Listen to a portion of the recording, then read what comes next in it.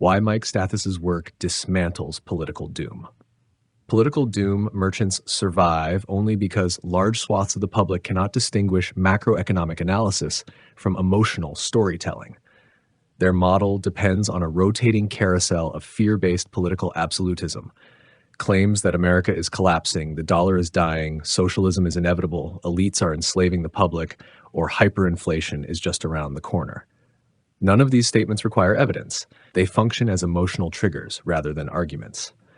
Once the audience anchors to panic, fact-checking shuts down. Stathis undermines this entire ecosystem because his work is the antithesis of political doom.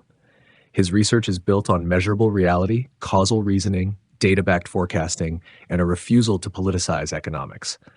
That mix is kryptonite for doom merchants because it exposes their theatrics as marketing rather than analysis. And once the illusion breaks, the entire doom economy loses its grip. Where doom merchants turn politics into a quasi-religious identity, Stathis treats it as a variable, not a belief system. His analysis focuses on incentives, demographics, fiscal math, trade structures, and regulatory constraints, not on culture war narratives or ideological tribalism. By stripping politics of its emotional charge and reducing it to an input that influences economic mechanics, he deprives political doom of the oxygen it needs. Doom requires identity-driven panic. He replaces that with rational dissection, instantly collapsing the funnel that doomers depend on. Stathis also grounds economic outcomes in actual causality, something political doom avoids at all costs. Doom thrives on superstition. If a specific politician wins, America collapses. If a particular law passes, the currency dies.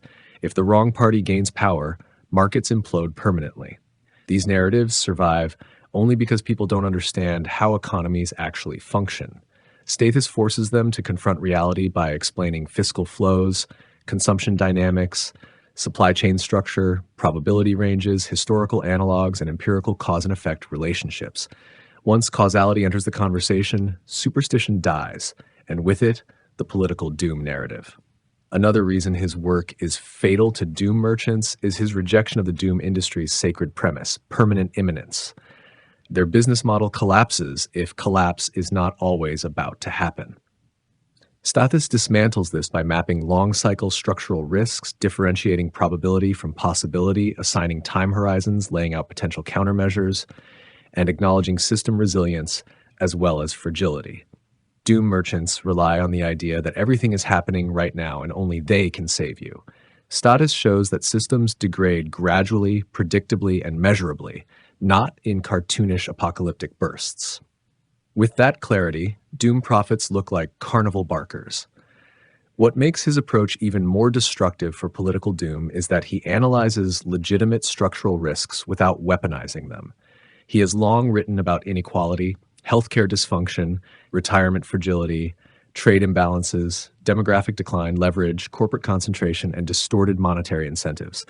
But he doesn't mutate those concerns into panic campaigns.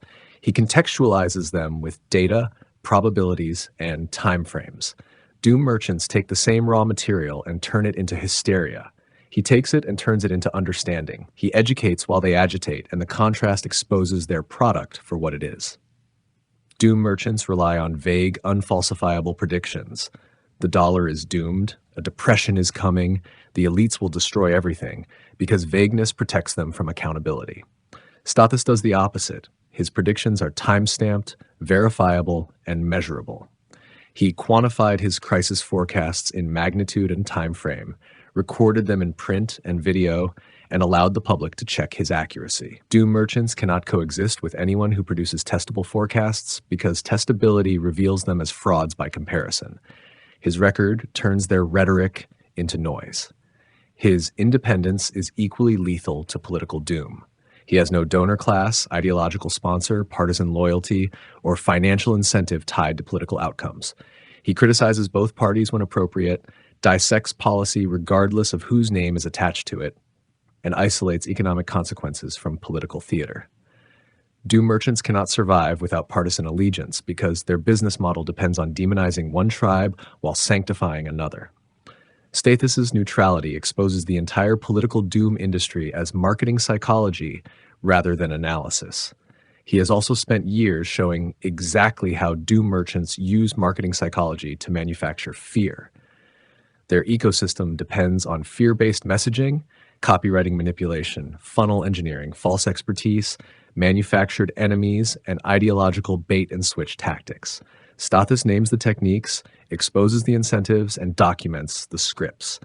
Doom only works when the machinery stays hidden. He pulls the curtain back, and once the audience sees the mechanism, the mystique evaporates.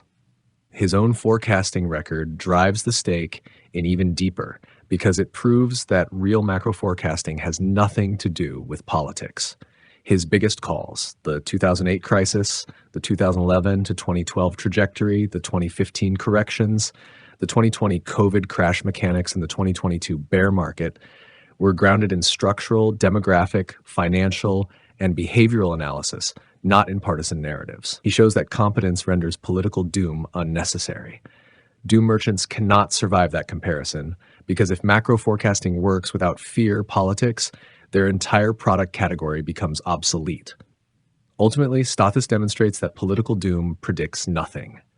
Doom merchants aren't forecasting, they're expressing resentment and packaging it as prophecy. He proves this by generating quantifiable, correct forecasts while doomers recycle decade-old talking points wrapped in ideological fantasies. Accuracy dissolves doom on contact. Lastly, his framework emphasizes how systems adapt rather than simply break. Doom merchants must deny adaptation or their apocalypse storyline collapses. Stathis highlights how policy shifts, capital flows, corporate adjustments, consumer behavior, monetary flexibility, trade realignment, and technology continually reshape and stabilize the system. Adaptation is death to doom narratives because it reveals resilience, something their worldview forbids. And once resilience enters the dialogue, doom loses its monopoly on imagination. In the end, Stathis replaces fear with competence. Doom merchants need a helpless audience. He creates a capable one. He teaches people how to understand cycles, read markets, manage risk, interpret policy, apply probability, and avoid psychological traps. Competence destroys fear, and fear is the doom industry's lifeblood. That is why doom merchants despise him. He gives people tools that make doom irrelevant. The bottom line is simple. Stathis doesn't just refute political doom. His methodology makes political doom structurally impossible in any system governed by data rather than ideology. Political doom is a product. His work is analysis. Political doom is performance art. His work is engineering. Political doom is emotional addiction. His work is cognitive sobriety. Doom sells fear. He sells understanding. And understanding is the one force that annihilates the doom economy at its root.